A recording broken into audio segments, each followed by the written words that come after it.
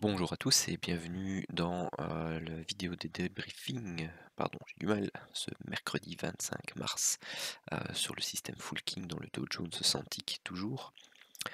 Alors, les premières alertes ici, donc ce sont des alertes divergence qui ne sont pas validées, puisque la ligne de tendance, vous voyez, il y a le beau canal qui est ici. Celle qui est validée, c'est celle-ci.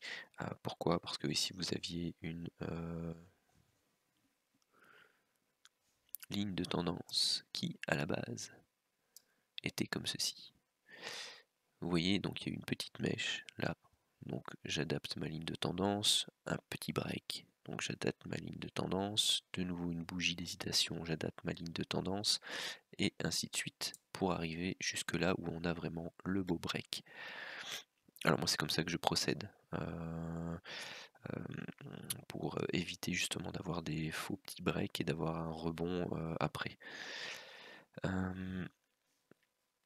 D'ailleurs ici, de mémoire, c'était plus ou moins pareil puisqu'on avait la ligne de tendance qui était là, puis vous aviez la mèche, hein, la mèche de cette grande bougie là, donc vous baissiez la mèche ici, puis là vous aviez le break mais qui était sur la zone grisée, donc j'ai attendu la bougie suivante, c'était un doji, on est reparti, et donc ça m'a donné en fait hop, la confirmation du bas de canal ici. Donc c'est pour ça que celle-ci n'a pas été prise au final. Donc celle-ci pouvait être prise ici, donc elle donnait le setup 1 ici à 130 points, le setup 2 à 410 points. Ensuite on est parti pour un long run baissier avec une alerte divergence ici, une première, mais vous voyez ici c'est pas très franc, et ensuite c'est donné dans la zone grisée, donc je ne l'ai pas considéré. Ensuite, l'alerte suivante, c'est celle-ci. Et à nouveau, vous voyez, c'est donné dans la zone grisée. Donc, on n'a pas considéré. Ici, c'est à contre-tendance, dans la zone grisée de toute façon, pas donné. Ici, la première qui est donnée là, eh bien, elle était... Soit vous preniez celle-là, oh pardon, vous preniez celle-là, et vous aviez votre ligne de tendance, et donc c'était pas validé, soit si vous preniez, c'est celle-ci, si vous preniez plus court, vous étiez là, pardon, hop, et là vous aviez un petit break, donc pas un break suffisamment franc, et donc là vous mettiez plus bas, puis vous aviez une mèche, et donc vous repassiez comme ceci, mèche, ici de nouveau. Celle-là, il y a une longue mèche en bas, donc ça j'aime pas, donc je me mets ici, puis après vous avez le break qui apparaît plus bas.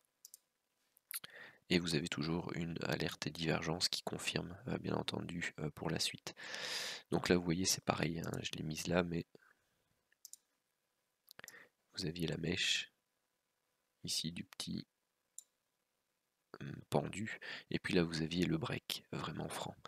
Et donc là, vous pouviez prendre position ici, setup 1, 300 points, setup 2, 570 points. Ensuite, moi je me suis fait avoir sur celle-ci en fait, j'étais pas attentif. Pourquoi? Parce que j'étais en présentation de rapport sur Skype, et puis j'ai vu ça apparaître, et j'ai dit hop là, hop, j'ai ma divergence, je la prends. Et en fait, eh bien tout simplement j'ai pas fait attention, la validation se faisait dans les 15 bougies qui suivent la fin d'une divergence baissière, et donc je vous explique souvent que on le fait pas. Pourquoi? Tout simplement parce que il y a toujours, enfin il y a de fortes probabilités qu'une jambe baissière arrive ici. Et donc moi tout simplement j'avais mis mon stop ici en dessous, j'avais pas mis 120, j'avais mis ici en dessous, et j'avais mis mon objectif, je l'avais mis ici sur cette zone là en fait. Parce que je me suis dit, si ça baisse un peu, le temps que ça arrive, la courbe va baisser, puis j'aurais eu un TP. Et en fait, eh bien, j'aurais dû regarder un peu plus mon graphique plutôt que présenter mon rapport, parce que la divergence s'est produite juste après. Donc moi j'étais stoppé ici. Ça fait le petit point en plus en bas, et puis hop, c'est reparti. Dommage. Donc ça donnait setup 1 310 points, setup 2 plus de 600 points.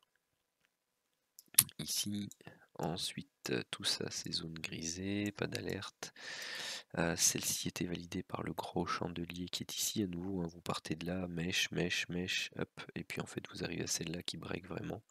Et tout simplement on se ferait prendre ici, hein. Donc ça c'est un stop loss. Ensuite, hop, ça remonte, vous avez votre ligne de tendance, vous avez le beau break ici avec la divergence, divergence.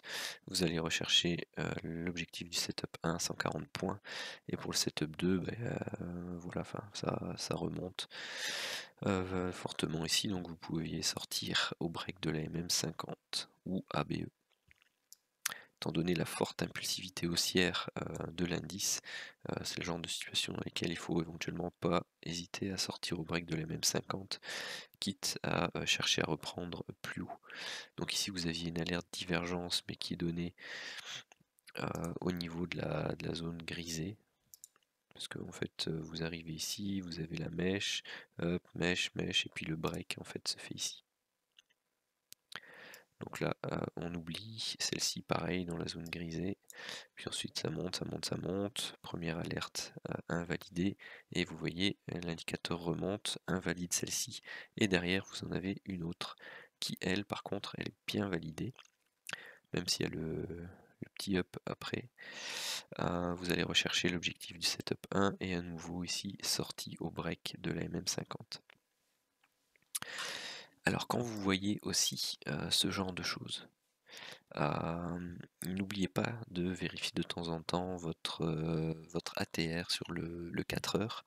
Mais quand vous voyez ce genre de choses, n'hésitez pas, pour ceux qui ont déjà un peu plus l'habitude, vous allez dans les paramètres du KingTT, c'est là où on règle les bandes inférieures et supérieures, et vous pouvez essayer de modifier donc l'écart de sorte à ce que la bande supérieure colle un peu plus ici, après votre setup de divergence. Donc vous pouvez le faire quand vous êtes entré dans le mouvement et vous dites, bah tiens, je vais essayer que la courbe colle un peu plus, et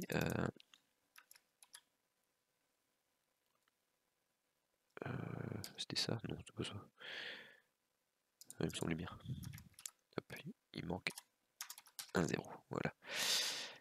Donc au lieu de 0,01250, je mets 0,010. Vous voyez, ça colle un peu plus, et vous voyez qu'ici, en fait, vous allez rechercher votre objectif du setup 2, plutôt que de vous faire prendre sur le break de la MM50 après et de perdre entre guillemets hop, voilà, 370 points au lieu de 240, donc c'est quand même 130 points en plus de prix comme ça.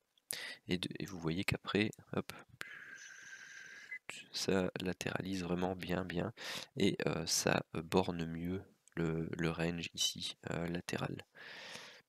Donc je vais, c'est pas celui-là, pardon. Donc je vais revenir sur le KingTT, hop, 0.0125. Voilà. Vous voyez que ça borne mieux ici, la borne haute, la borne basse. Quoique si vous deviez tracer par exemple votre canal baissier, hop, vous seriez ici. Donc éventuellement une petite touchette ici avec un plus bas serait pas inintéressant pour repartir après la hausse. Soit c'est pas l'objet du débrief. Et ici vous aviez ici le double setup de divergence. Donc ici le break. Alors le break, soit non, celui-ci était bien, la petite mèche c'est le pendu juste après.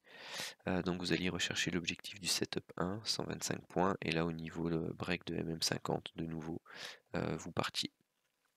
Voilà pour les alertes du jour jusqu'à 20h30, puisqu'on est toujours dans le décalage horaire été-hiver avec les États-Unis. La semaine prochaine, n'oubliez pas, on change d'heure, donc on revient à 15h30 et à 21h30. Au niveau des résultats du jour. 1030 pour le setup 1, 6 trades gagnants, 1 perdant. 1810 pour le setup 2, 6 trades gagnants, 1 perdant. Toujours en dessous des 15% de trades perdants. On est à 2285 pour cette semaine sur le setup 1 et 3000 pour le setup 2. Et on est dans la moyenne ici, vous voyez, des 60% de trades gagnants.